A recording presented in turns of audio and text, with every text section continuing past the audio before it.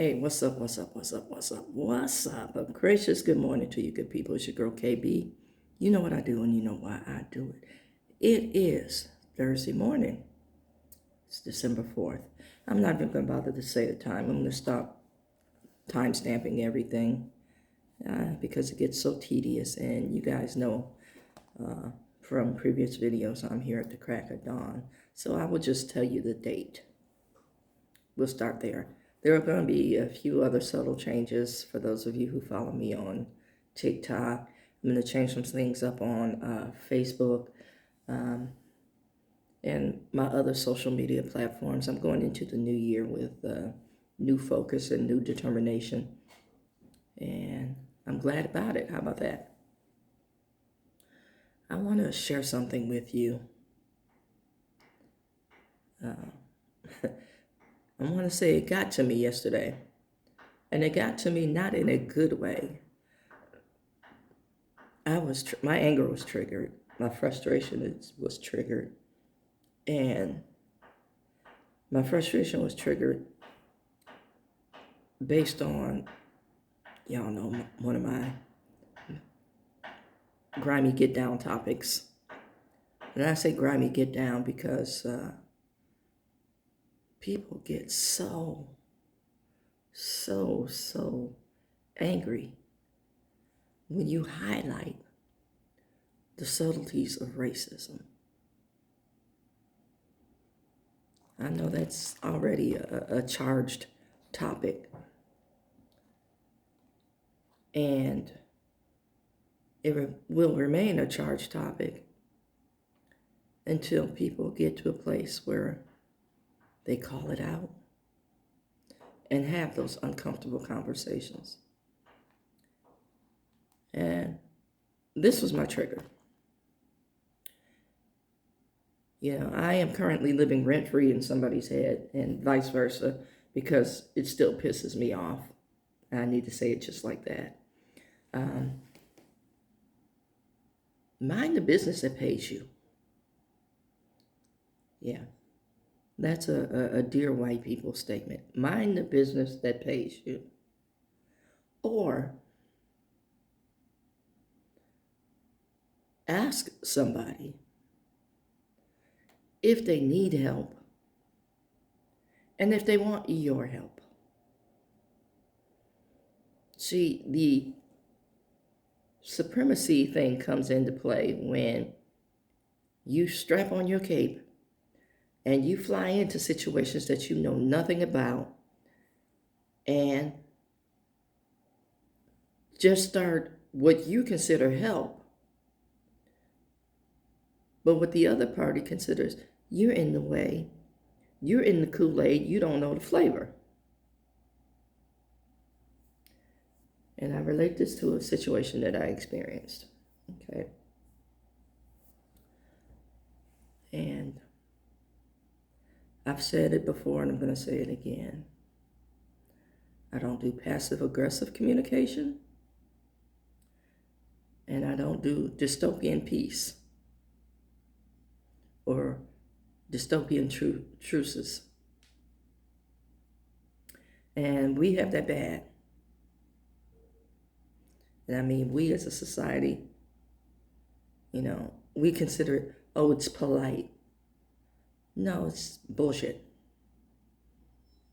You've offended, you won't take accountability, you never have a conversation about it, and the time lapse is the apology. And I want to say in my best New Yorkese, get out of here. You know, seriously. I'm going to read a couple of quotes from a woman named Robin DiAngelo.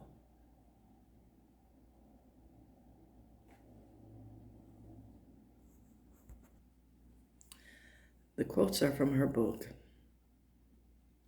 White Fragility, which the title alone irritates people 2 snaps up. Yeah, the title alone. The fragile folks seem to find offensive. If that shoe fits, I want you to wear it and walk down the runway like you're in New York Fashion Week. And I mean that. Okay, the first quote is, the simplistic idea that racism is limited to individual intentional acts committed by unkind people is at the root of virtually all white defensiveness on this topic. See, basically what she's saying that is that people don't recognize the sense of entitlement and supremacy in every construct of our society. It's just assumed, and people roll with it.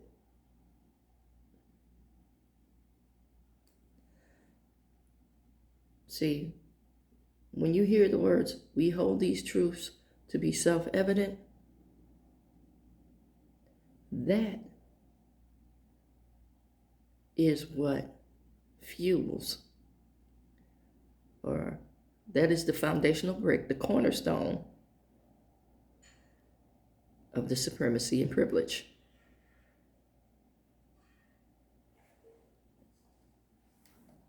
Yeah, that part. The next quote is a partial quote. It says, white people raised in Western society are conditioned into a white supremacist worldview because it is the bedrock of our society. Isn't that what I just said? And its institutions. Isn't that what I just said? It says, regardless of whether a parent told you that everyone was equal, or the poster in the hall of your white suburban school proclaimed the value of diversity, or you have traveled abroad, or you have people of color in your workplace or family, the ubiquitous socializing power of white supremacy cannot be avoided. The message circulate 24/7 and have little or nothing to do with intentions, awareness, or agreement. I mean well. Let me ask you what you meant. You stepped into something without being invited. I wanted to help. Who did you ask if they needed help? Oh, I see your struggle. Struggle is the experience. And most people learn by experience. So, you think if you write a check that's going to soothe every ill in this world? I want you to think about it. You wrote a check for somebody and their education. Okay? I want you to follow the check now. We're going to do a little forensic accounting. They utilize that check till its fullest. They get that education. Where do they go with it? Society still recognizes that sense of supremacy. Where do they go with it? Yes, I got the world's best education. But did it open all the doors that it was supposed to?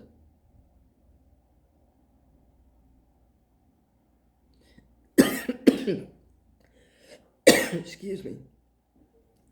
And then people want to hold up folks who are the exception to the rule. You know, look at so-and-so. That's one in how many? And then people want to quote Martin Luther King. Why is it that folks want to quote King but can't quote X?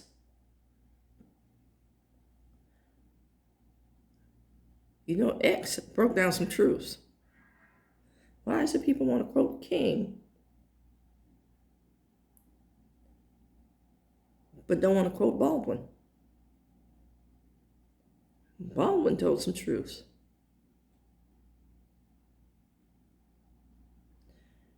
Why is it that people want to quote King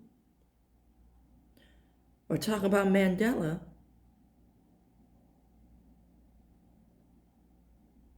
when King was full of frailties and faults?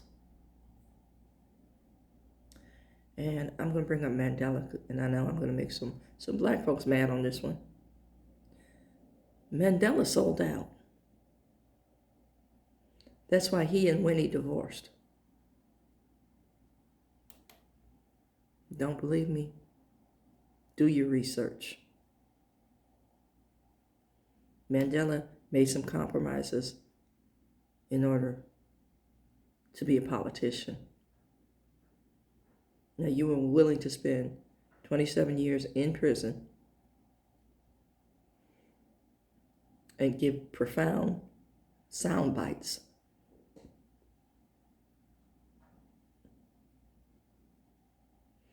But made some compromises. And I want to say, this is one of the reasons why I kind of look at Zelensky as a hero. And I say kind of, his people are suffering right now. And I know as a recognized leader, you don't want your folks to suffer.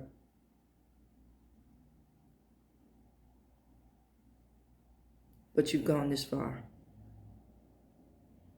Now, if you make compromise, you're always going to have that question of, you've gone this far for what? And if you give some people an inch, they want to be rulers. Give this some thought.